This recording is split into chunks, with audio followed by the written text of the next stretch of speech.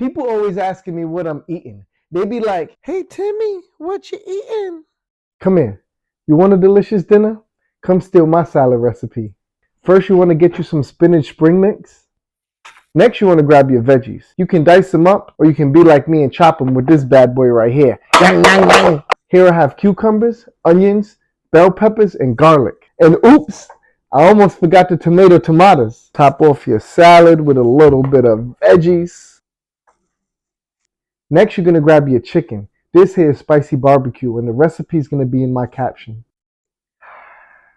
Slide this right onto the top of your salad, followed up by some raw cashews. Following it up with some walnuts.